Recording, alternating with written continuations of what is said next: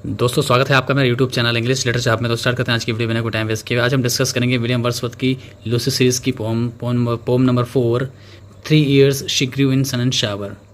Now starting with question number first, what role does nature primarily assume towards Lucy in the pome.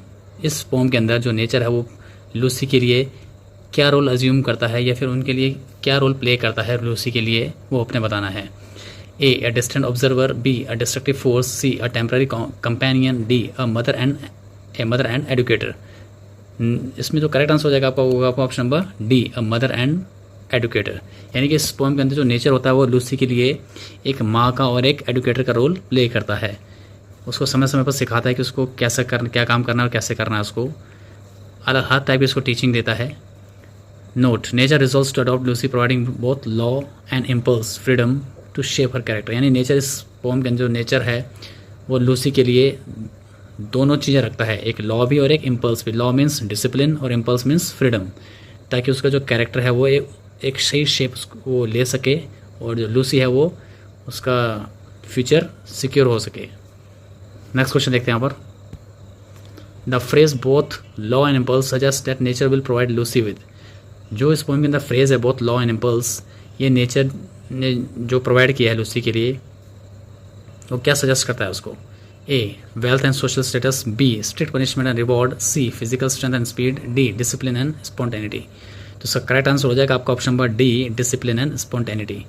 यानी कि जो nature होता है वो उस लूसी के लिए डिसिप्लिन भी प्रोवाइड करता है और उसको स्पॉन्टेनिटी भी प्रोवाइड करता है। यानी कि उसको एक डिसिप्लिन आदमी वो बनाना चाहता है जो नेचर है लूसी को, और एक स्पॉन्टेनिटी उसके अंदर एक एक्टिवनेस भी शो करना चाहता है। वो एक्टिवनेस वो चाहती है कि लूसी एक्टिव भी रहे और डिसिप्लिन भी रहे और हर चीज़ को वो समझ सके। नोट यहाँ पे देखते हैं, nature balances the restraining power law with inspiring vital power impulse to create a perfect personality. यानी नेचर जो यहाँ पर बैलेंस करता है लूसी के लिए जो रिस्ट्रेनिंग पावर यानी लॉ है और इंस्पायरिंग और वाइटल पावर इम्पल्स है, ताकि उसकी जो पर्सनैलिटी है लूसी की वो एक परफेक्ट बैलेंस ले सके। नेक्स्ट क्वेश्चन देखते हैं यहाँ पर। According to the poem, which natural element is said to lend its state or grace to mold the maiden's form। इस पोम के अंदर ऐसा कौन सा जो नेचुरल एलिमेंट है जो लूसी के क्या करता है, स्टेट को और ग्रेस को मोल्ड करता है, उसको एक फॉर्म नया फॉर्म देता है।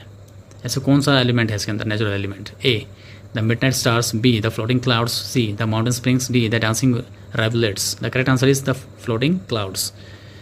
तो जो फ्लोटिंग क्लाउड्स होता है वो लूसी के लिए जो लूसी की जो स्टेट है और जो उसका ग्रेस है उसको एक नया फॉर्म देता है, उसको नया शेप देता है।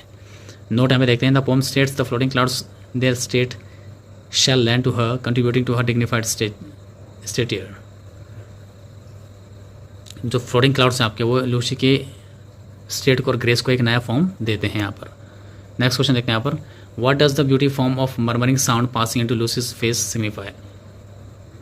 यानी कि जो beauty born of murmuring sound है यहाँ पे इस पोम के अंदर वो किस तरह से लूसी के फेस के ऊपर वो सिग्निफाई होती है, उसके ऊपर पास होती है और सिग्निफाई होती है, वो आपने बताना है। A she becomes afraid of the sounds of the woods, B her physical feature reflects her inner peace with nature, C she becomes a talented musician, D she learns to speak many languages. तो उसका correct answer हो जाएगा आपका option number B, her physical features reflect her inner peace है with nature.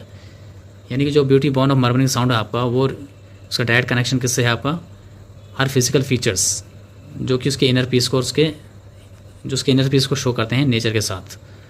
Note यहाँ पे देखते हैं, this describe the romantic belief that constant communion with nature's beauty shapes one's own physical and spiritual appearance. यानी कि अगर हम इसको रोमांटिक बिलीफ के हिसाब से देखें तो जो नेचर होता है वो क्या करता है, किसी की ब्यूटी को, किसी की जो ब्यूटी होती है उसको शेप देता है, चाहे वो फिजिकल ब्यूटी हो चाहे उसका स्पिरिचुअल अपीयरेंस हो, वो दोनों को ही शेप प्रोवाइड करता है जो नेचर होता है। उसमें इस पोएम में भी ऐसी हुआ है, नेचर ने भी सेम ऐसी रोल प्ले किया है लूसी के लिए। नेक्स्ट क्वेश्चन देखते हैं यहाँ पर। Question number 5, the final stanza shifts the tone of the poem from admiration to a celebration and joy, B hope and anticipation, C grief and quiet resignation and D anger and resentment.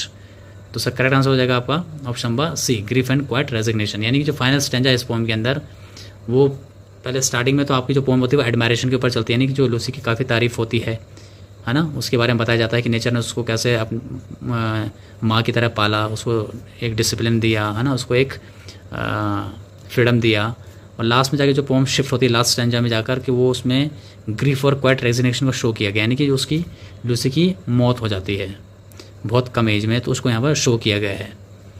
Note यहाँ पे देखते हैं, the poet is left with the memory of what has been and the calm and quiet scene after Lucy's early death. तो जैसे मैंने आपको बोला वही कि जो आपकी जो पोएट है वहाँ पर वो इस मेमोरी के साथ लास्ट में रह जाते हैं कि जो उनकी लूसी के साथ जो यादें जुड़ी हुई हैं और जो काम एंड क्वाइट सीन जो उन्होंने के साथ क्या है जो देखें, काम एंड क्वाइट सीन जो पोएट ने छोड़े हैं, जो उनके ऊपर छूटे हैं, वो उनके माइंड के ऊपर ये काम और क्वाइट सीन के जो इम्प्रिंट्स हैं वो छोटे हैं, वो लूसी की अर्ली डेथ के बाद छूटे हैं। मीन्स लूसी की जो डेथ है वो बहुत कम उम्र में हो जाती है। तो वही चीज़ें राइटर के दिमाग में, उनकी मेमोरी में एक ग्रीफ यानी एक दुख और एक अलग तरह की शांति, क्वाइटनेस को छोड़ जाते हैं। तो दोस्तों ये थे आज के 5 most important question based on Wordsworth Lucy poem 3 years she grew in sun and shower. तो मिलते हैं अपने नेक्स्ट पोएम में, नेक्स्ट लूसी पोएम में। अगर वीडियो आपको अच्छी लगे तो वीडियो को लाइक करें, चैनल को सब्सक्राइब जरूर करें। मिलते हैं नेक्स्ट वीडियो में। Till then take care.